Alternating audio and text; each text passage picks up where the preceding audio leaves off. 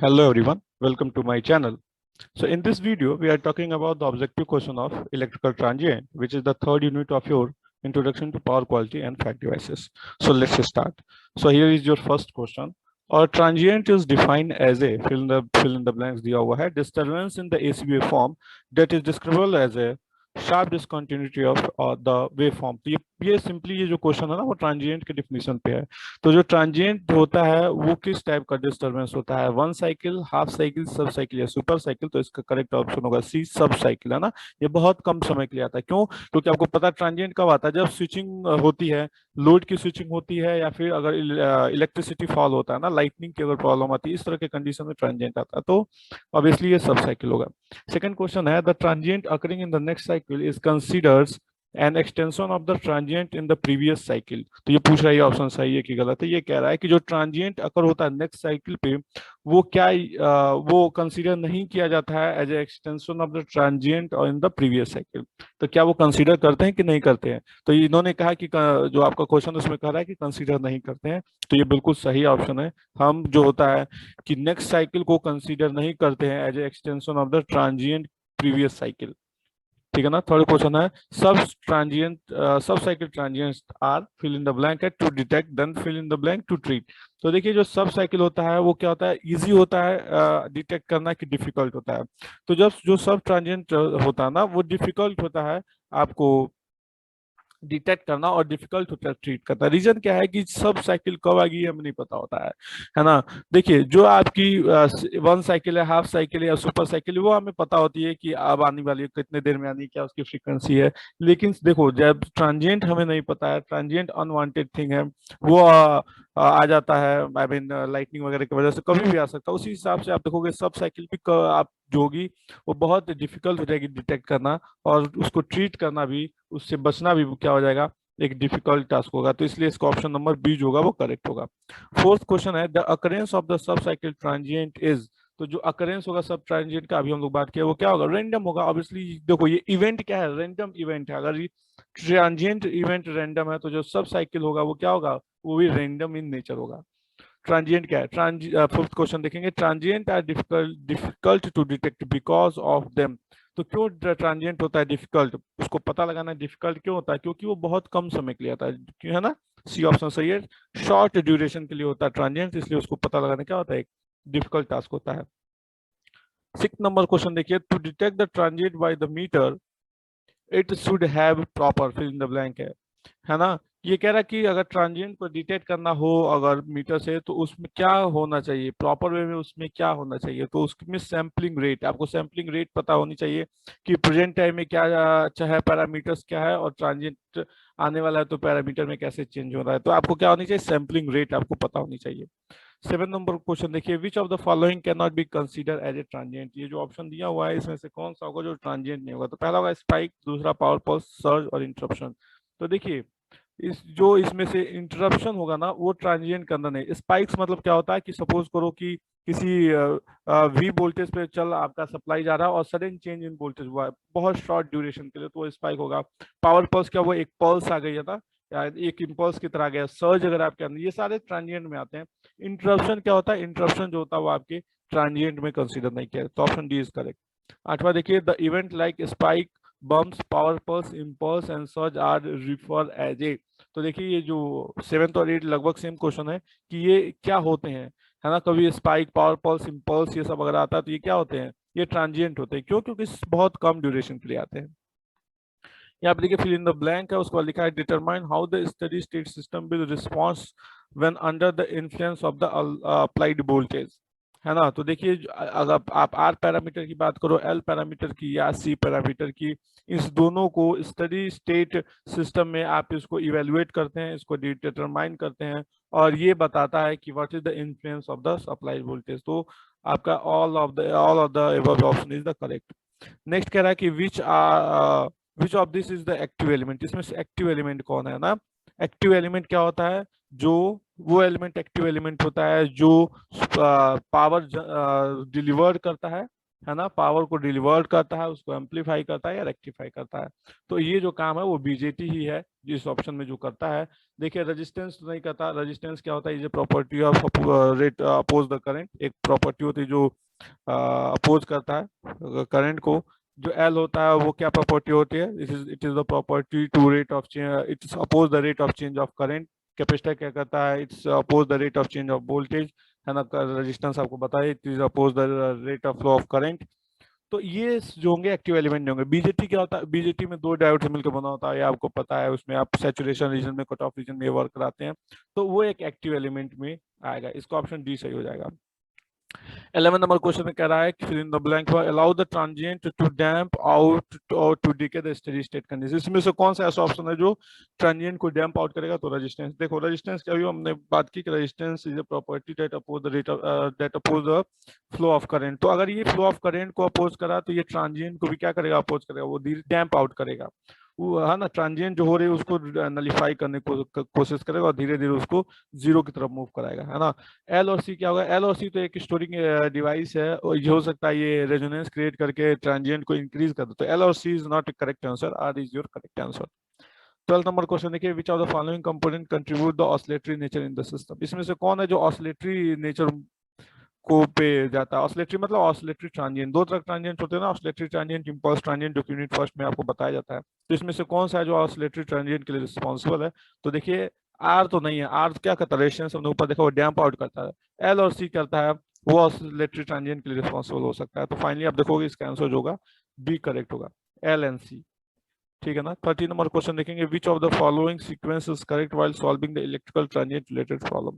कह रहा है कि इसमें से कौन सा ऐसा सीक्वेंस है जो सही है अगर इलेक्ट्रिकल ट्रांजिएंट की प्रॉब्लम को सॉल्व करना है। तो मैं डायरेक्ट इसका आंसर बताता हूँ, वहां से आप मैच करेंगे, अदरवाइज टाइम बहुत लग जाएगा। बी ऑप्शन सही है। तो देखिए सबसे पहले हम क्या करेंगे, थर्ड वाला work, determine the total transient model, है ना। उसके बाद हम क्या करेंगे, हम ना मतलब ट्रांजिएंट का मॉडल हम डिटरमाइन कर लेंगे। फिर हम क्या करेंगे, उसके बाद हम सेकेंड वर्क करेंगे, remove element in the model that are not relevant in the problem at hand, है ना। उस एलिमेंट को हटा देंगे जो कि हमारे मॉडल के प्रॉब्लम को सॉल्व करने के लिए रिलेवेंट नहीं है या हमारे हैंड में नहीं है।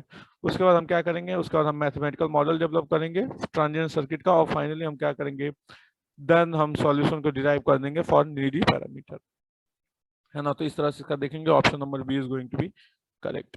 14 नंबर क्वेश्चन देखिए, RC is the time constant of resistance capacitance circuit and unit is. तो उसका यूनिट क्या होता है, आरसी जो time constant resistance capacitance circuit होती है उसकी यूनिट होती है सेकंड। 15 नंबर क्वेश्चन देखिए, in RC circuit the time constant is the time it would take for the exponentially decay parameter to reach a value equal to. तो इसके लिए value निकाल सकते हैं आप, वैल्यू आएगी 36.79, ये आप निकाल लेंगे। कैसे निकालेंगे, आप एक्सपोनेंशियल डिकेइंग पैरामीटर निकालेंगे, इसका फार्मूला आपको नोट्स में दिया गया है। 16 नंबर क्वेश्चन देखेंगे, L by R is the time constant and RL circuit it has। तो वो क्या होगा, उसका भी आप पूछ रहा है तो उसका भी यूनिट सेकंड होगा। अभी उस ऊपर हमने जो देखा ना, बिल्कुल उससे मिलता जुलता इसका सॉल्यूशन है। 17 नंबर क्वेश्चन देखेंगे, inductor does not allow sudden change in. अभी हम लोग बात किए हैं, inductor does not allow sudden in what, inductor does not allow sudden change in current, है ना। आपको पता ना क्या इसका इक्वेशन होता है ना, L equal to D I over D T, ना डी आई यानी rate of change of current, it's oppose the rate of change of current, है ना। कैपेसिटेंस के भी हम बात किए, it's oppose the rate of change of voltage, है ना। C equal to D V by D T, वहां से आपको उस इक्वेशन से आपको पता है। 19 नंबर क्वेश्चन देखिए, in RC circuit the larger the time constant RC the rate of voltage increases across the capacitor is. तो आरसी सर्किट में कह रहा है कि अगर लार्जर टाइम कांस्टेंट है तो वहाँ पे rate of increase of your voltage होगा कैपेसिटर का, वो क्या होगा, तो rate of increase of voltage बहुत स्लो होगा। क्यों, क्योंकि it's oppose the rate of change of voltage ना। देखो यहाँ पे हमने इस वाले में देखा भी है, हमको पता है, ये बेसिक इलेक्ट्रिकल से पता है। तो अगर वोल्टेज को में इंक्रीमेंट को अपोज कर रहा है तो जो rate of change of voltage होगा वो क्या होगा, ऑब्वियसली वो स्लो होगा।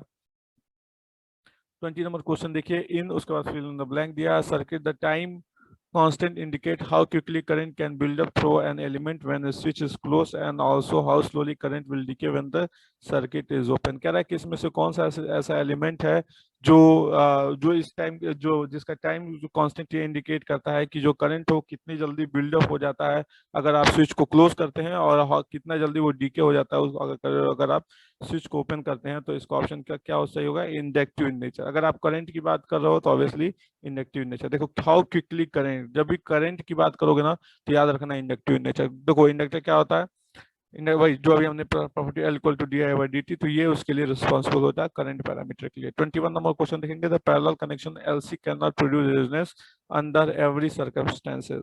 तो पैरेलल कनेक्शन अगर एलसी है तो वो क्या होगा, वो they can not produce the resonance. वो क्या वो रेजोनेंस प्रोड्यूस नहीं कर सकता, तो ये गलत है। एलसी पैरामीटर ही तो है रिस्पॉन्सिबल आपके रेजोनेंस को प्रोड्यूस करने के लिए। तो इसका ऑप्शन जो होगा B is going to be correct. Next question number 22 देख लिया, ऑसिलेटरी रिस्पांस में भी रिप्रेजेंटेड इन। तो ऑसिलेटरी रिस्पांस होती है वो किस में, किस सिस्टम में रिप्रेजेंट होती है, तो एसी और डीसी दोनों सिस्टम में ऑसिलेटरी रिस्पांस हमें देखने को मिलता है। 23 नंबर क्वेश्चन है कि in a power system the natural frequency are high when the value of L is and the value of C is. कह रहा है कि नेचुरल फ्रीक्वेंसी अगर हाई होगी तो एल और सी की वैल्यू क्या होगी, तो दोनों की वैल्यू अगर लो होती है तो नेचुरल फ्रीक्वेंसी जो होगी वो क्या होगी, हमारी हाई होती है।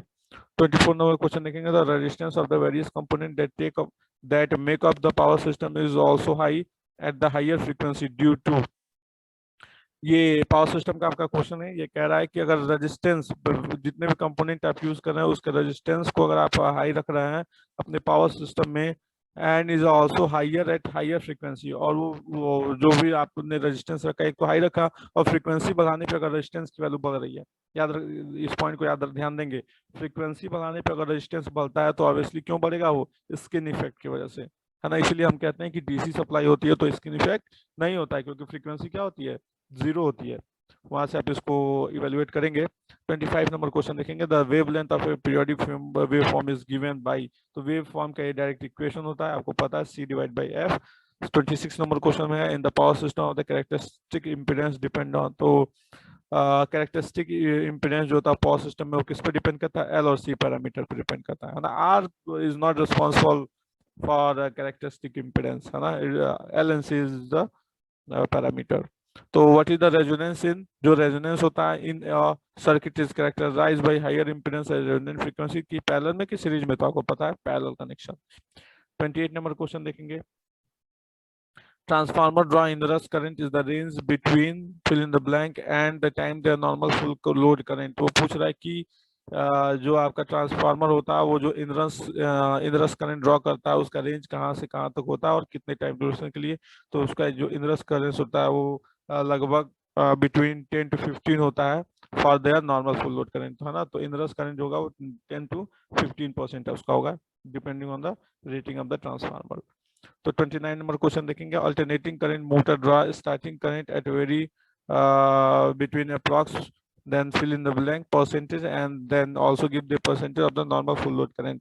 तो कह रहा है कि अल्टरनेटिंग करंट मोटर में जो स्टार्टिंग करंट ड्रॉ होती है वो किसके किसके बीच में होती है, तो अप्रोक्सीमेटली 500% to 600% होती है ना। आपको पता है स्टार्टिंग करंट ज्यादा होती है कभी भी, तो स्टार्टिंग करंट 500 से 600% के आसपास होती है। 13 नंबर क्वेश्चन देखेंगे, data and signal wire that run near the power cable should be contain in metal conduct made by.